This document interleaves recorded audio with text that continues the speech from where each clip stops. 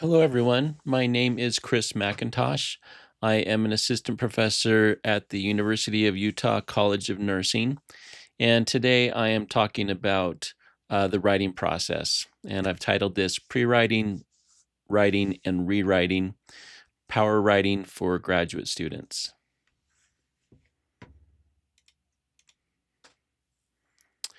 Stay till the end of this presentation to get links to AI tools that are useful for analyzing writing and providing feedback.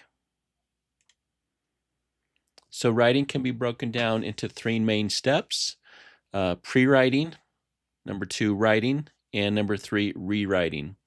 The main focus for today's presentation is on the third step, rewriting, but we're going to talk a little bit about the first two also.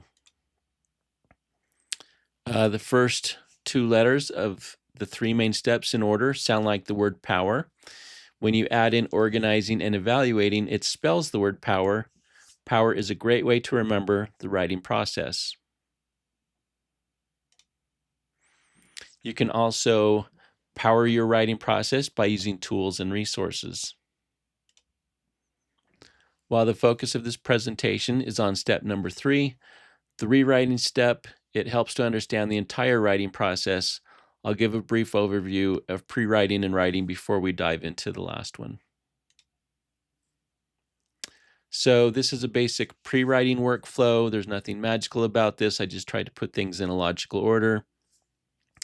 Step number one, understand the requirements of your paper. If this is for a school assignment, then usually that's going to be given to you, what the professors are looking for. Step number two, finding evidence. And I recommend using a citation manager. We're doing scholarly writing, so we're working with a lot of different papers.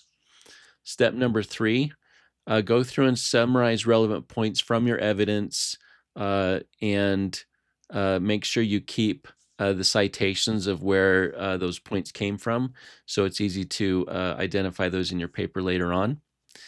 Number four is you're working on your summaries. You'll probably have thoughts of things you want to say in your paper regarding those or just other thoughts, and keep note of those as you have them, and it will be easy to incorporate them into your paper later on if needed. Sometimes they make it, sometimes they don't.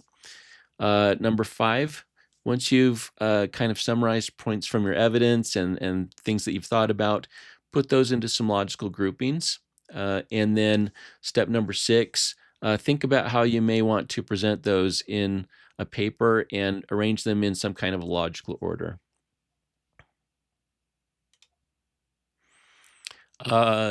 Resources you can use at this step. If you're a University of Utah student, then you have access to the Health Sciences Library. I put a link there. And be sure to log in as a outside user to be able to access articles using the university system. And I've also kept a list of different AI literature search resources as I have gone along, and I put those on a GitHub page, which you can see online, and there's a link there. So sometimes those are helpful also. A tip for using a tool at this stage, excuse me, is I like to use a citation manager like Zotero or EndNote, and it will make managing and formatting references and citations easier. They also can help organize notes. So you can see here, this is an example from Zotero. If you look at the top, that red square at the top, there are tabs. When you open an article in Zotero, you can highlight sections you think are important, and you can see the green highlighting, and you can make some annotations and add some of your own thoughts there on certain pages. And Zotero can create notes from your highlights and annotations, and we'll see that on the next slide. The menu on the left is what you see when you right-click on a reference in Zotero. If you add notes or attachments using that menu, they're always associated with that reference in Zotero. And the option that I selected here was add note from annotations. And those highlights and annotations that you made in the PDF article in Zotero get pulled into notes. And you can see the highlighted passages get turned into a quotation here with the citation and a page number. And the annotations get pulled in, and you see them with the page number where you made them. And other citation managers may have these types of options also. I'm just most familiar with Zotero, and Zotero is a free tool. So another tool tip, you can upload articles to general chat tools or specialized tools like Notebook LM. That's from Google. And those can help you understand the main points and key findings of an article.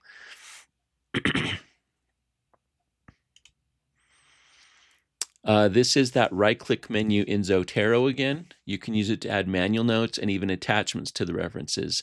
So if you're using a chat tool and you have some results from that that are helpful, you can either copy and paste them into a note in Zotero, or you can put them in something like a Word document and then attach that, excuse me, attach that Word document to the reference in Zotero, and Zotero will keep those things associated with each other, so it will help you keep organized and keep ready access to the things that you are creating.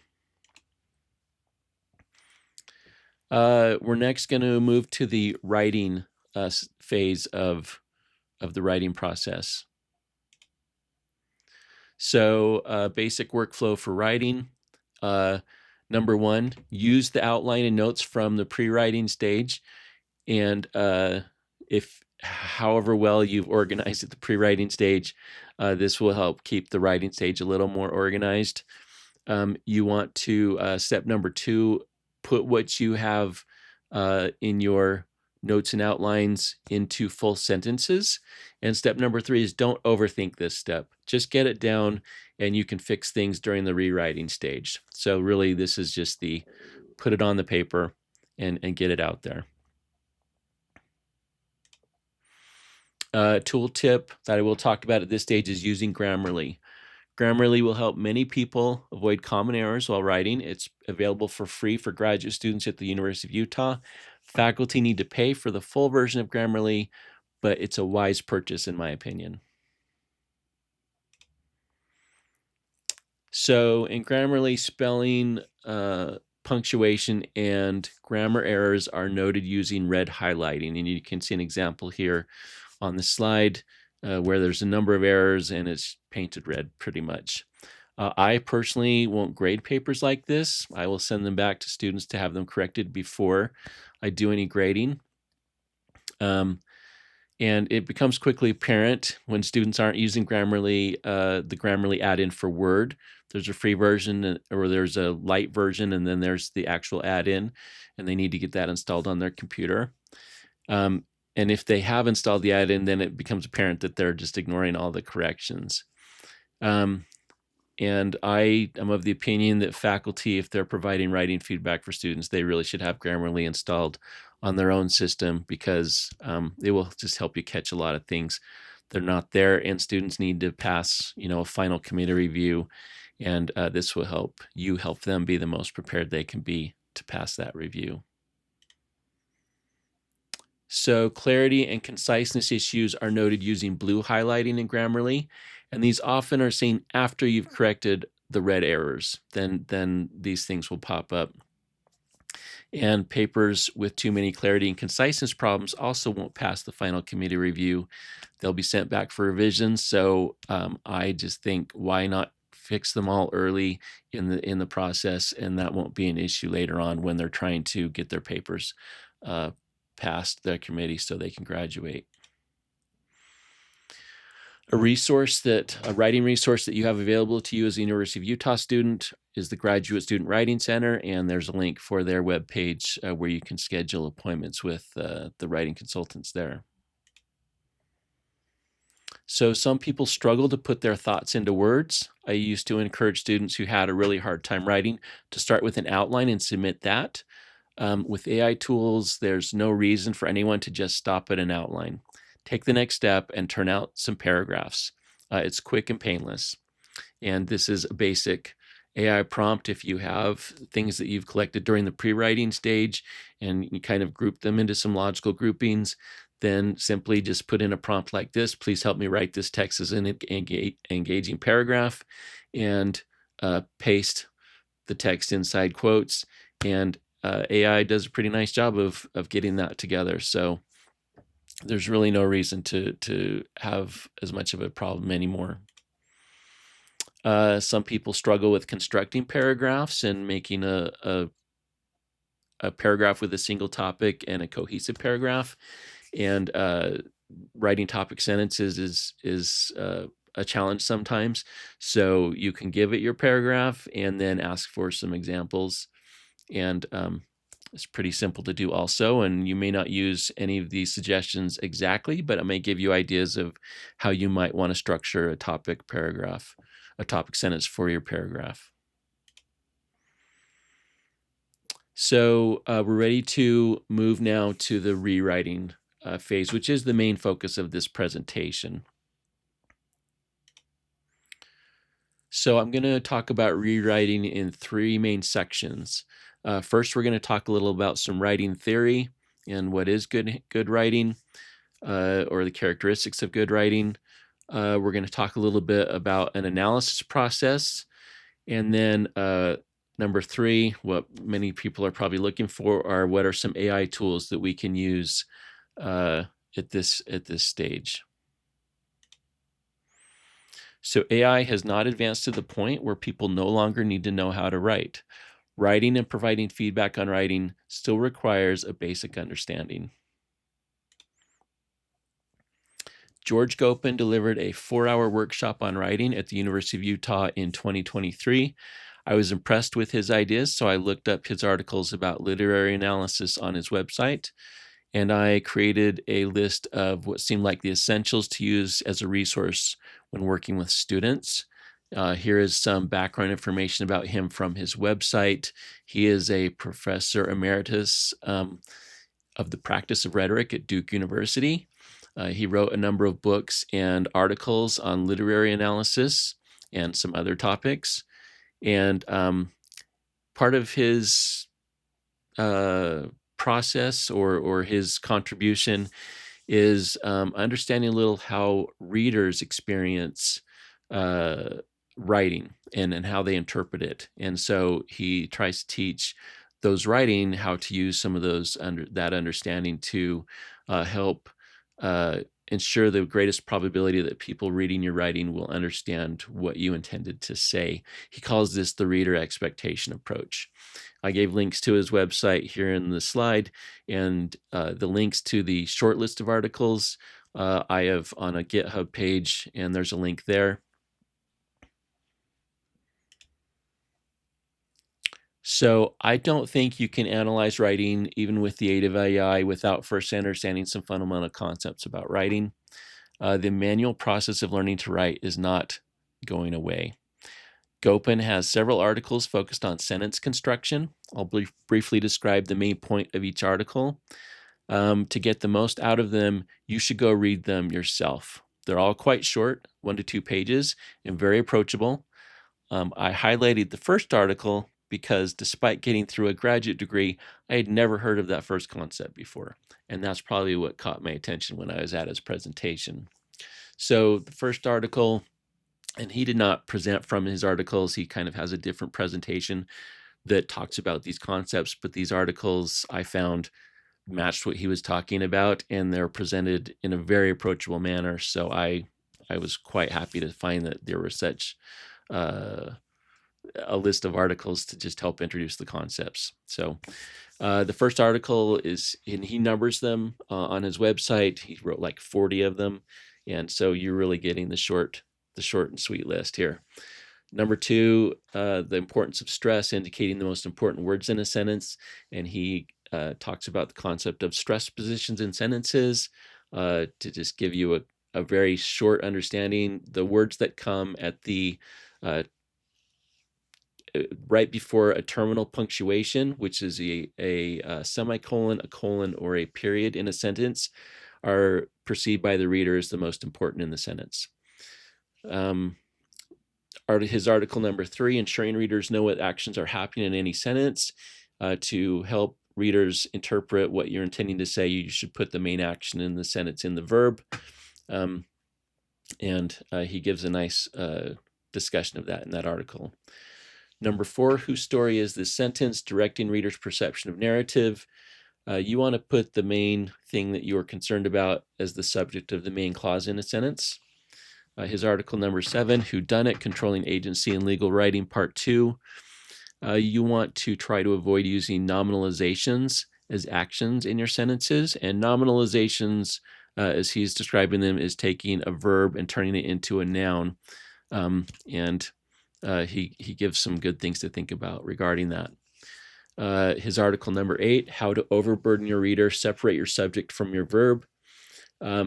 And his point there is to have your subject and verb close together. In academic writing, we can get very verbose sometimes, and the further apart you have the subject of a sentence from the verb, and you can put a lot of clauses in there, it makes the sentence a lot harder to interpret.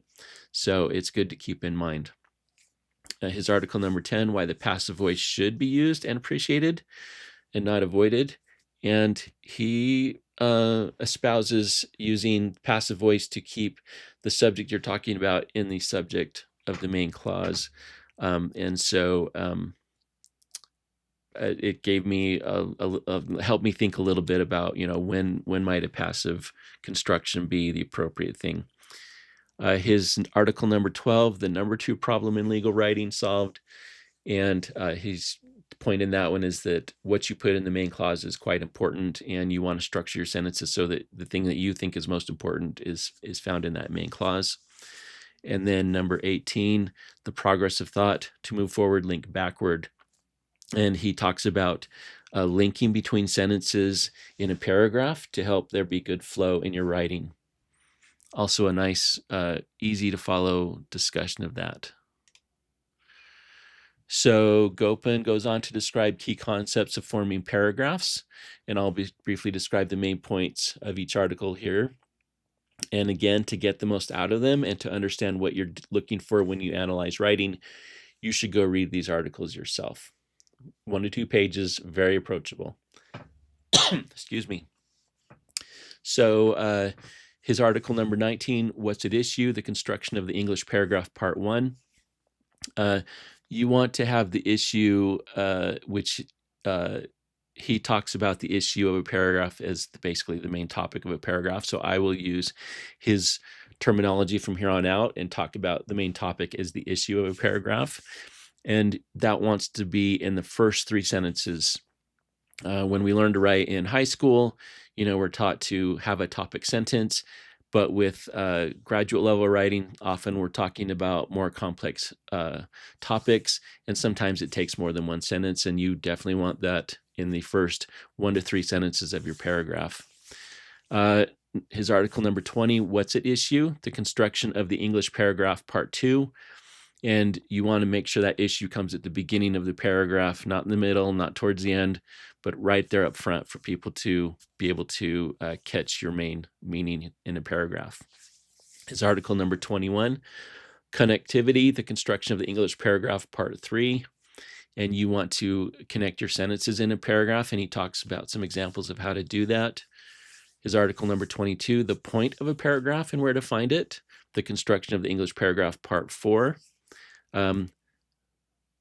All paragraphs have an issue. Some paragraphs have a point, and he talks about what the distinction is there and where you should be putting that in a paragraph.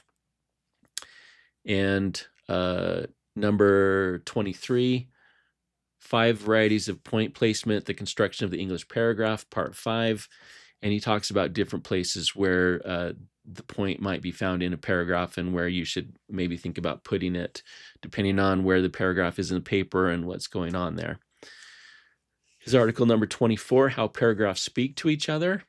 And you do want to have connections, which you reflect in the way you phrase things from one paragraph to the next. And you usually want to connect a a subsequent paragraph to the beginning or the end of the previous paragraph. And he has a nice discussion of why that is in that article and how to go about doing that. And number 25, the next two, 25 and 29, aren't really paragraphs. They're about punctuation, but they fit better on this slide.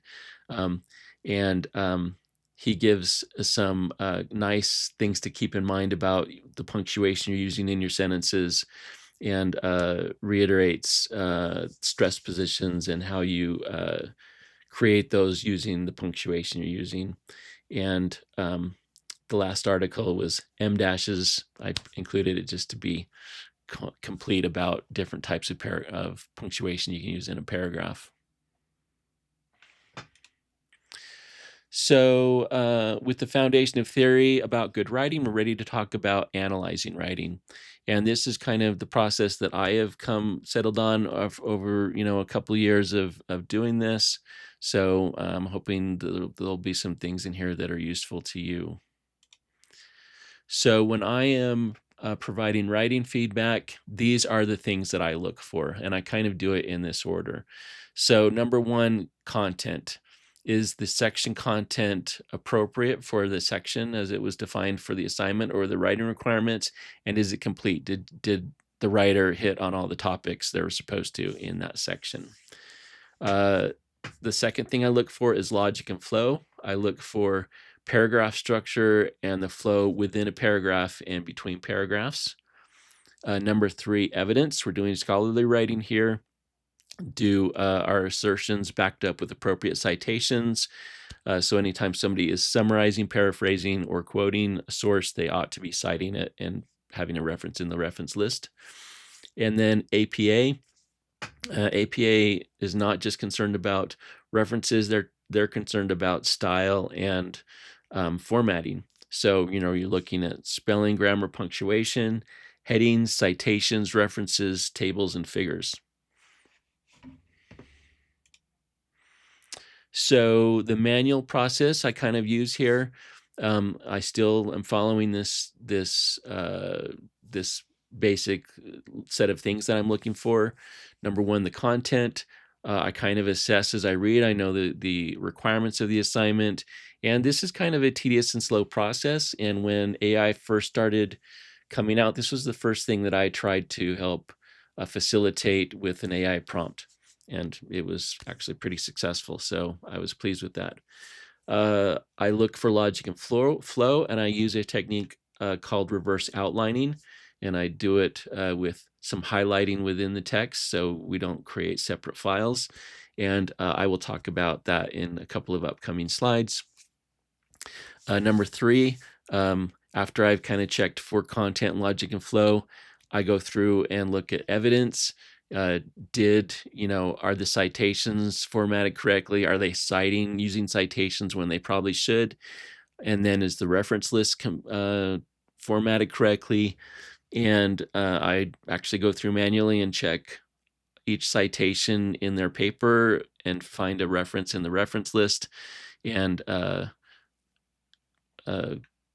see, do those two correspond with each other? And then I can find any citations that don't have a reference or references that don't have a citation. And that is a bit of a manual process.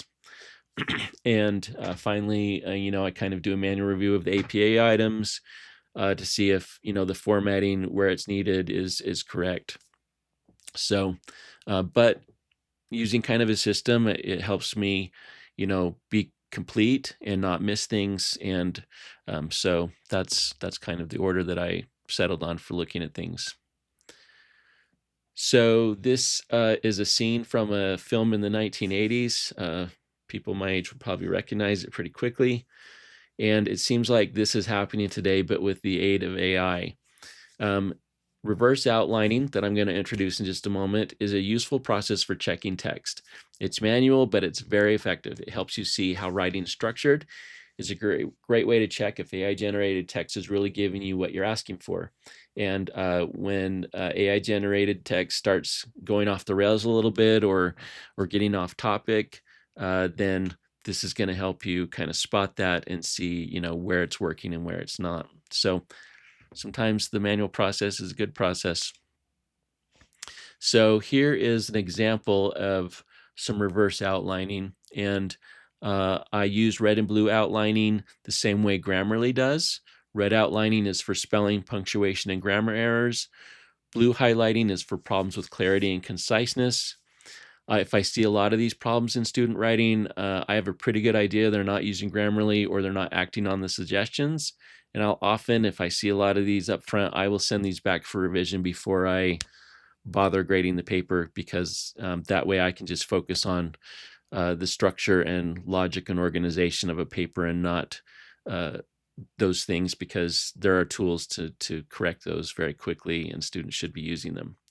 So here are some of the marking conventions I use. You'll see that first sentence is highlighted with a light gray highlighting. I like to identify the issue of a paragraph with that. So those should be, 1, 2, or 3 sentences at the beginning of the paragraph to set the issue for the paragraph.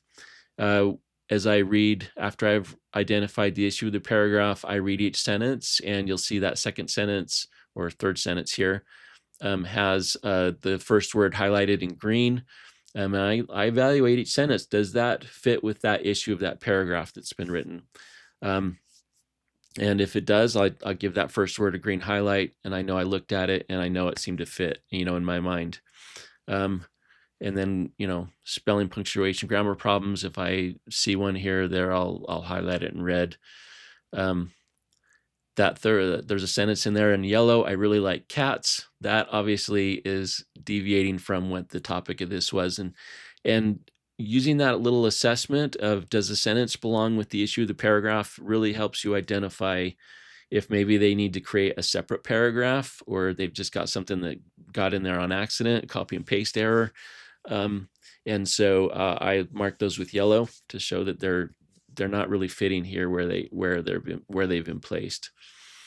And then some blue highlighting for things that are really wordy.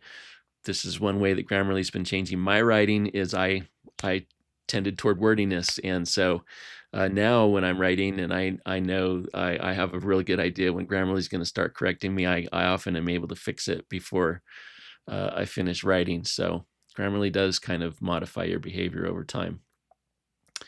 The one highlighting I don't have an example of here is a point of a paragraph. And if I find, the last sentence in a paragraph is kind of summing up the whole paragraph nicely, I'll use a darker gray and highlight that because I like to identify those when they're present. So another tool tip is to provide explanations and suggestions using track changes and comments in Word. So this is mostly directed towards people reviewing other people's writing and giving feedback. This writing sample was in good shape when I first saw it. There were some minor suggestions I made using comments in Word. When resubmitting, I like to have students reply to the comments and explain how they address them.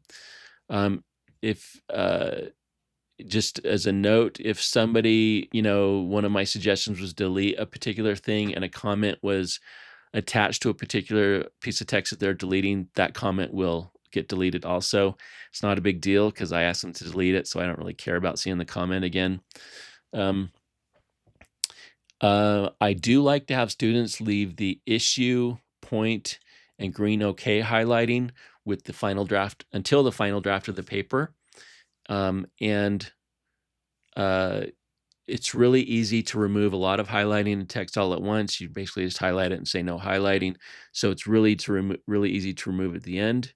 By leaving these issue highlights and the point highlights, it's really easy for me to review a paper section that I have already reviewed and just look at the issues and points and get a good idea of what was in that section. When I have multiple students in a semester, I'm looking at papers for a lot of different projects, and it's hard to keep the details of all these projects fresh in your mind from one version of a paper to the next, and reviewing these highlighted sentences makes that really fast and easy. So I like students to leave those there for me as I am continuing to work on drafts of the paper. So my main methods for providing feedback is I do the highlighting, the reverse outlining highlighting. I'll make comments, and you can see the comments here. And then I will sometimes, if I have a particular wording suggestion, I'll do track changes. And I remove, if the student replies to a comment, I will remove the comment when I see the next draft of a paper, once it's been addressed. And students should accept or reject track changes, and that will make them drop off. And then again, like I said, I like to have them leave these the issue and point highlighting, because it's a really easy way to summarize the section when you're reviewing further writing. So a word about feedback and remediation. Those Gopin articles are a great way to remind students of key concepts if you can identify specific issues in their writing. So if people have a hard time, having a good topic sentence or identifying the issue in their paragraph, have them reread the paragraph articles. If they, are just kind of all over the place in the way they're doing their sentences, you can have them read some of those. I like to provide links to APA style blog posts if there's specific APA problems. So if you do a Google search on something like APA 7 and then just put in whatever the topic is. So I have examples there of headings or tables or figures. An APA style blog will come up really early in the search results, often the first two or three. And I give those links directly to students when I'm telling them to fix something like the way their headings or a table or a figure is done, or a reference. And that way they have the direct link to the source and can see examples there. I also have an online GitHub page with suggestions connected with these different phases of the writing process, and I gave you the link there in the slide. And there are specific topics like, what is a genre and what genre are we working in, and style and tone, and then also others on sentences and paragraphs and things. And feel free to look over the links there. And if there's, I just like to keep those kind of links handy. So in case the student has a challenge with, maybe their tone in the paper, I can give them a link to a resource.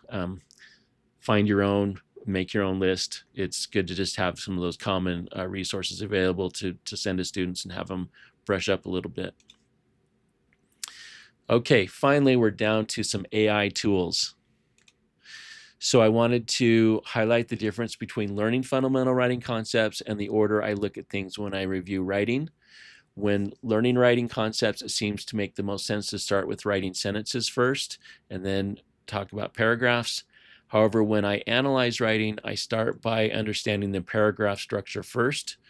I look at how each paragraph is structured internally and how paragraphs are arranged within the section of a paper. I don't think there's much point in wordsmithing individual sentences until it's determined where they will be placed in the context of the paragraph and in relation to other sentences.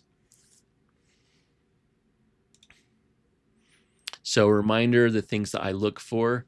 Number one, the content is the content appropriate for the section, and did they address all the points that were supposed to be addressed? Number two, logic and flow, paragraph structure and flow within and between paragraphs. Number three, evidence. Are they making citations when they're making assertions? And number four, APA. Are spelling, grammar, punctuation things corrected? And is format for heading, citations, references, tables, and figures all correct? And a note about these, if at all possible, I love it if students can run the AI prompts that I'm about to show you on their own work and address the problems before they submit it to me. One, it makes it easier for me to review. Two, they're being proactive in their own writing process and catching these things, because they don't need to wait for feedback from an instructor to address many, many problems. So these AI tools are there for both students and instructors, and it can help us all improve our own writing process and improve our writing products.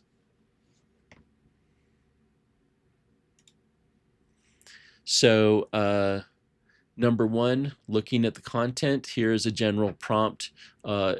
These prompts, I've put some examples in gray boxes on these next few slides. And this is a general format for evaluating the comprehensiveness of content in a section. And how well does the following text answer each of these questions? And you just go through and list out the questions that you're looking to get answered in that section. And then you provide the text to the AI tool. And I gave you a link to a page. We're talking, this is for a scholarly project course for DMP students. And so we do have some specific sections assigned and some expectations for what in each of those sections. And so there's a link to the prompt with those requirements broken out by sections and weeks there. And here's what you see when you go online. And this is on a GitHub page, and this gray box area is where the prompt is.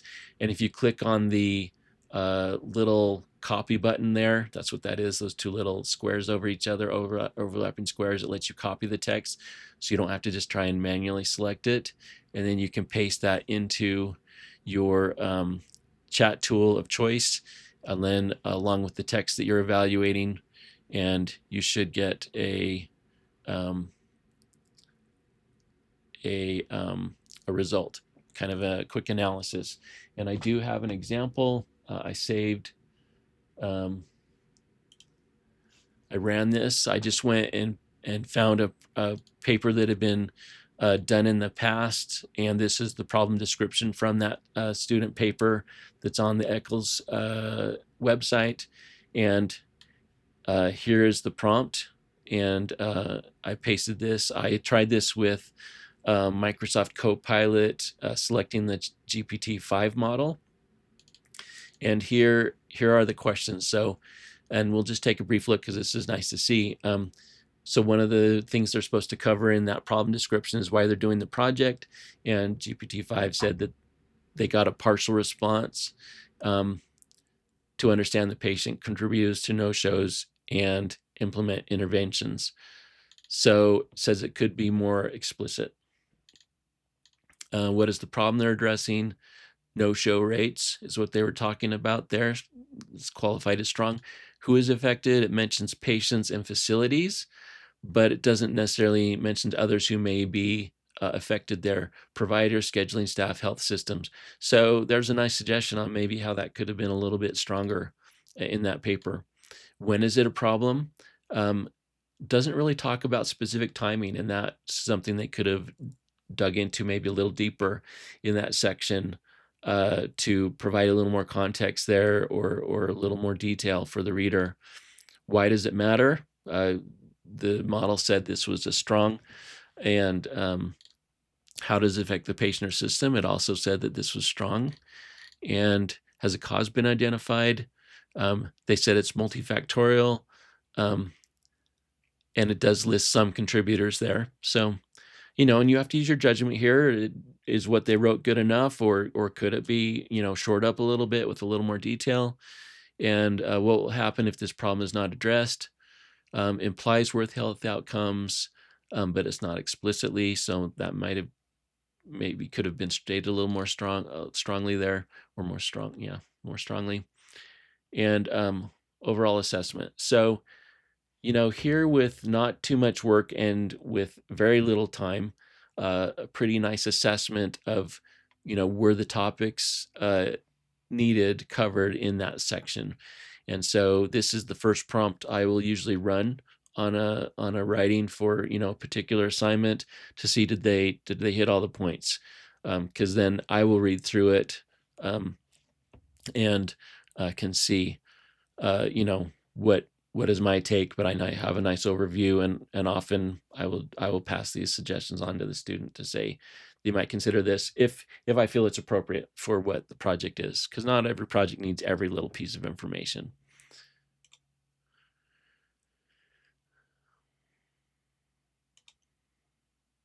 Okay,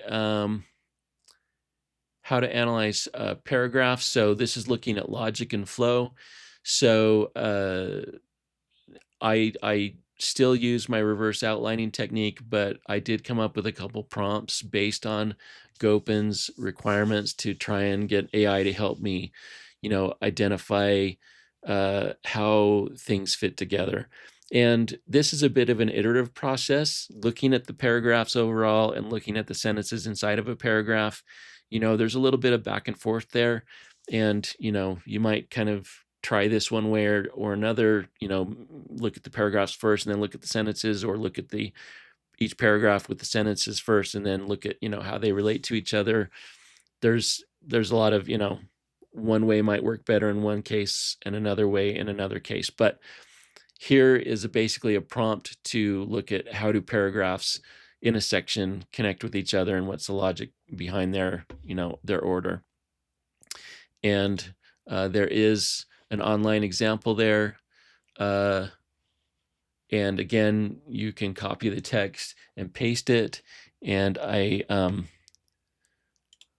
actually went through and ran this in these 5 different models. So ChatGPT, Google Gemini, Claude AI, MS Copilot, and then in MS Copilot, you can select to use the GPT-5 model. That has sometimes available and sometimes not. But I did try these. All of these are free for University of Utah students. There's a free version, or MS Copilot and Copilot with GPT-5 are free for University of Utah faculty, students, and staff.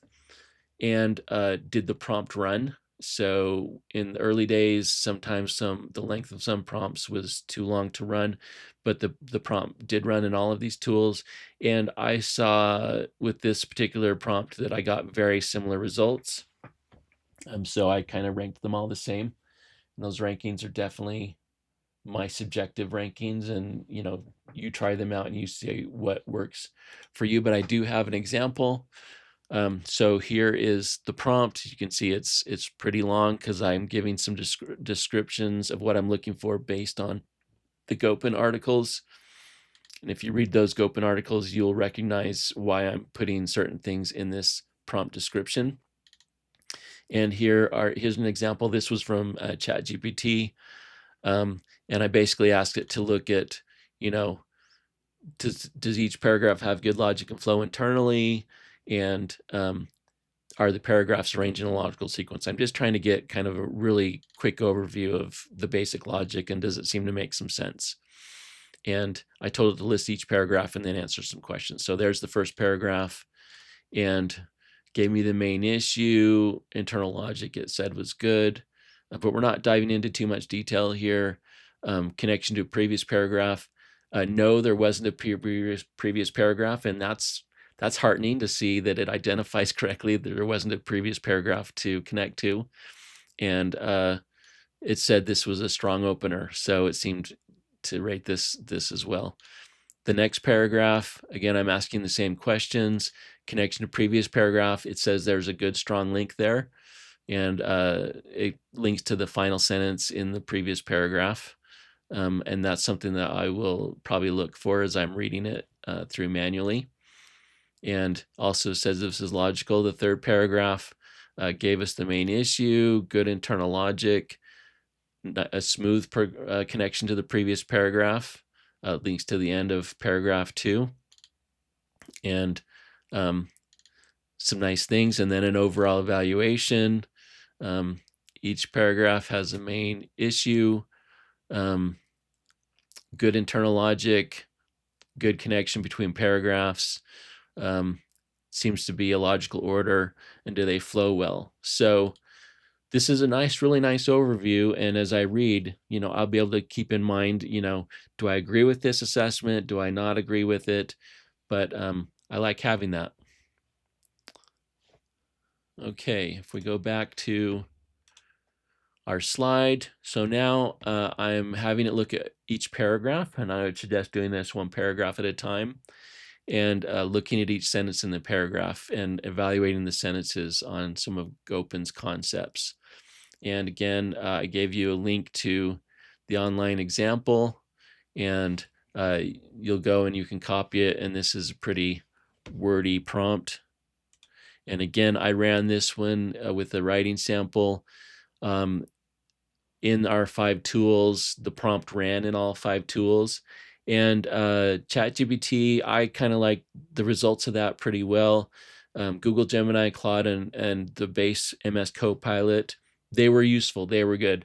They were not lagging far behind this. So when I rank these, I think I liked ChatGPT, but I was a little surprised when I selected the GPT-5 model in Copilot, MS Copilot that University of Utah has a license with.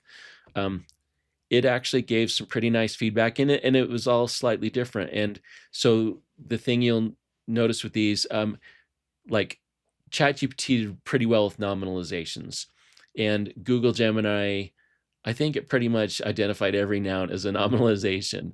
And so I just don't think it was quite as good or quite as nuanced, but it still was pretty solid feedback. And so anybody would get some nice suggestions for improving there or identify issues to work on. So those are my subjective rankings, and I do have an example of what that looks like.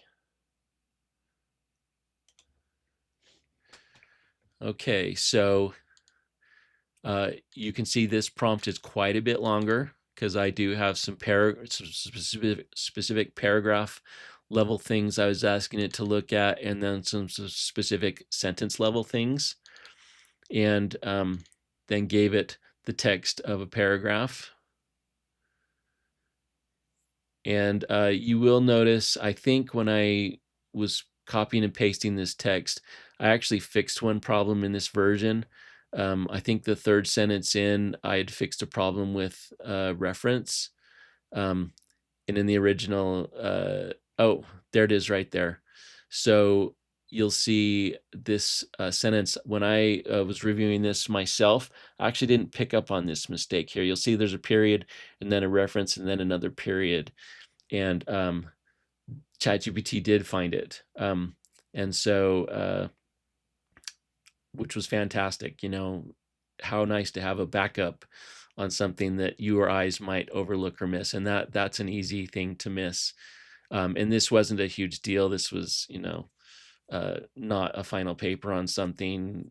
Didn't really matter too much if there's a really minor error like that here in this context, but I still think it's pretty cool that it catches things that I might miss. So here's the response. So this first paragraph, I like to get either the paragraph or sentence written out, so I have it there for easy reference, and these tools all seem to do a really nice job of giving me back the original thing that I was asking for, so I had it right there. The issue of the paragraph, it's identified. What's it about? Is it a 1, 2, or 3 sentence issue? And you'll see here that ChatGPT called this a 2-sentence issue, that alcohol use disorder is a public health problem, and alcohol-related ED visits are increasing. And when I read through this the first time, I was going kind of quick, and I identified the first sentence, and the second sentence I wouldn't necessarily have, I didn't identify myself. I just thought it was a good supporting sentence. It did modify a little bit or add some more information. But I don't disagree with ChatGPT's assessment. And in fact, ChatGPT called this a 2-sentence issue, and the other models called it a 3-sentence issue. And I could see both sides of that. So this is really very similar to taking these to 3 or 4 different people and getting their take on it. And these models are trained in slightly different ways on slightly different things, and you're going to get slightly different feedback, which I don't necessarily think there's a bad thing, but I did copy these down for this presentation because it's also not consistent from time to time. You might use it one time and get it a certain way, and use it another time and it might be somewhat different. And so I don't know what I'll get if I try this exact same thing again. Will it be the same or not? Who knows? So be prepared for that. But I did like this feedback. The discussion points in the paragraph, it listed them out. Those made sense to me. matched with what I read. The ordering of the discussion points, it moved from broad to specific. And there is a nice logic framework used in this paragraph, and that's great. And so I love that this can help us identify, the logic in a paragraph and if it's effective or not. The point in the paragraph, when I read this and did some reverse outlining on it, I really loved this last sentence. This cycle highlights a critical gap. AUD is often recognized in ED, but not consistently treated at its root. What a great final sentence. And I actually did say that when I was providing feedback on this. And I used this with permission. This was a nice example, and I thought this would be good to use something that was good to read to show to everybody. And then we can look at it still, though, it identified the bad citation, the mistake there that I didn't identify. So if I had used this prompt, I didn't. When I was giving feedback, I could have given them that feedback. And there's some nice suggestions. And then I went through, had to go through sentence by sentence and tell me a little about, what's the stress, the text in the stress position. What are the main clauses? Looking at those things that Gopin identified, just so I could kind of get a review of this. Big separation between subject and verb. No, this wasn't a problem here. I agreed with that. And it even has, some a potential improvement for suggestion. And, this is getting into style and choice, and you can take it or leave it as long as it doesn't have major punctuation or major conciseness problems, which you're going to catch with Grammarly. Then, these are discretionary, but I like getting some suggestions and some things to think about.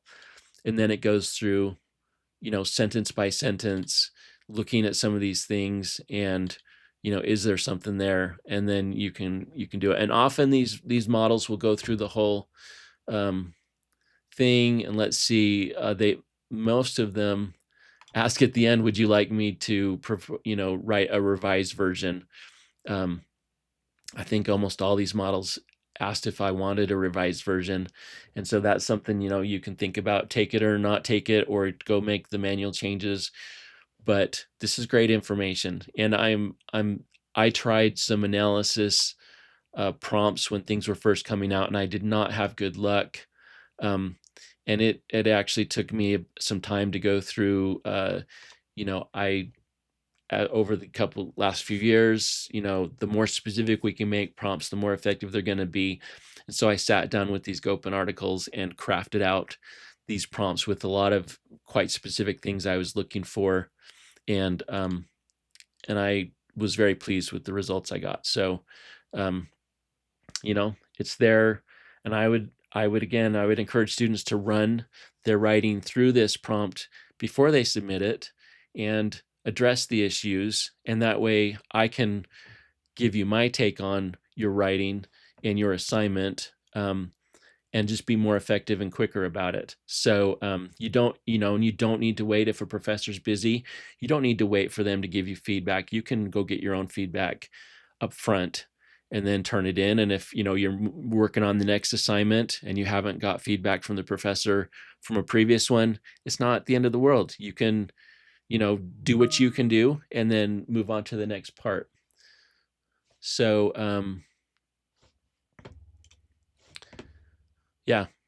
again, even though these are ranked as number 2, they're pretty solid. I'd use any of these over not using them at all. Okay, looking at evidence.